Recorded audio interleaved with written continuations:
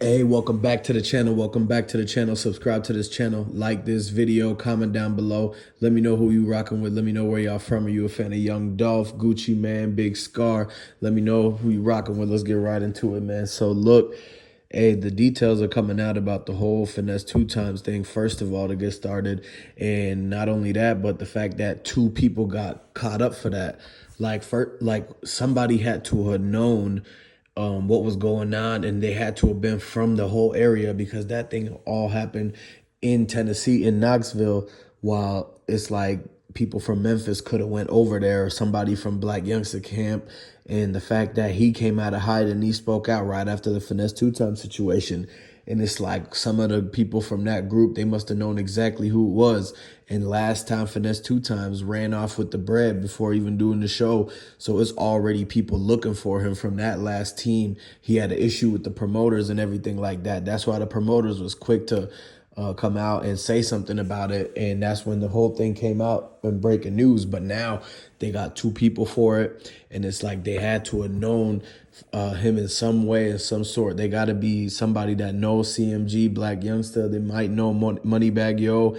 Maybe even they know Yo Gotti. But like, everybody's looking at how Blac Youngsta's just been kind of low key doing this and doing that, kind of and hiding. And then he popped out after the whole Finese2tymes situation, man. And so it was crazy because a lot of people, when they like sneak, do this or do that, they pop out after one of their ops or somebody that they might be into it with, like has something happen, or they hear about it, right? And then they pop out with a message like they still out and about and at it and everything like that. So that's one of the crazy things that people got to look at.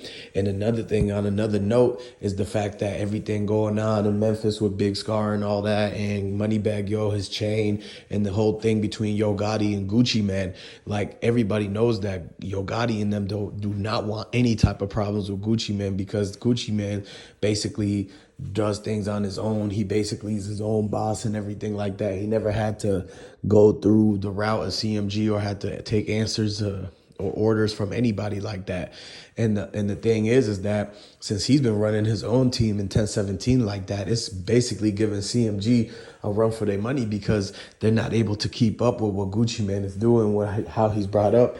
Only if Pooh Shiesty was out and a couple of the people were out and everything like that, it would be even bigger for Guccimane and all that. So a lot of people are saying that it's already pent up frustration between them and the whole situation between Moneybagg Yo signing Big 30 when Big 30 was supposed to go to Guccimane. And then they told him to diss Gucci and all that. And that started a whole conflict and friction and everything like that. And so that still might be a whole thing that could be fueling it, adding to it, and making it uncomfortable and whatever. Whenever Guccimane comes into town and he tries to show support for Big Scar and the whole family like that, he trying to show his condolences and give back and make sure everybody taken care of, because they had to have the whole thing put on to make sure that everybody notices that, you know, he's out there supporting, because he's the one that broke the news. Like, they had to go through him because they didn't want to have to bring in nobody else or nothing like that to have to break the news for that. And so basically it's connected deep. And so when he came into town,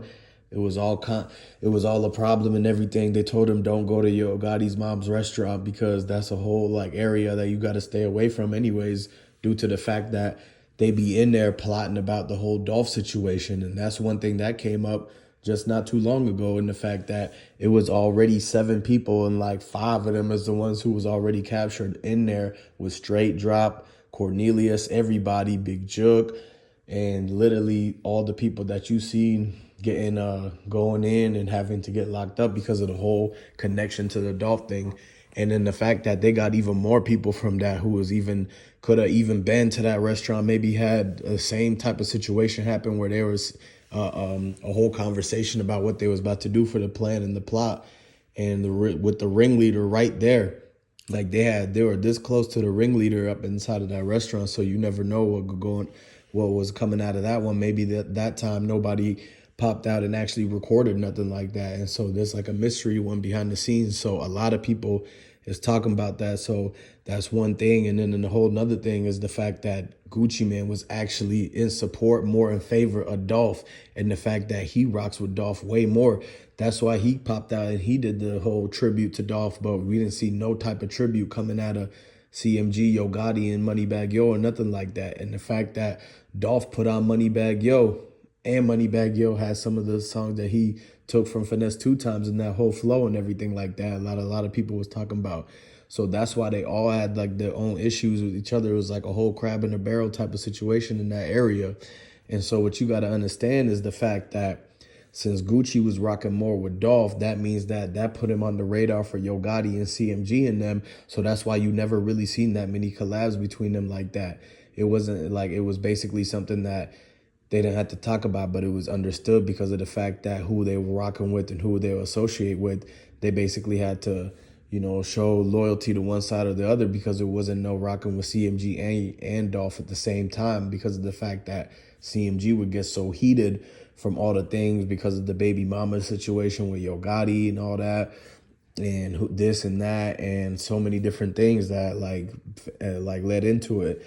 And so that's what put Gucci Mane in a tough situation because he wasn't trying to pop out. He couldn't really pop out to Memphis like that to be with Big Scar and all of them and to be with Big 30 and Pooh Shiesty. And then he was trying to lead them and trying to get them out of there. And that way they could be in the mansion with him in Atlanta because a lot of times you understand that the main bigger rapper who gets the little rappers, the little rappers always go to the big rapper's crib and the mansion and they stay there for a little while and hit the studio, make their first couple of hits like that right then and there. And so that way you can kind of guide them and everything, do a whole Master P type of situation. So what you got to understand was that they couldn't even do that because of the fact that it was so much like beef between CMG, Yo Gotti, and Dolph and all that, which it didn't even have to be that way. Like Dolph was trying to just be minding his own business and everything. It was mainly CMG who was just so, you know, whatever it was that got into their head, whether it was jealousy, hypnotized by the hate, and all sorts of things like that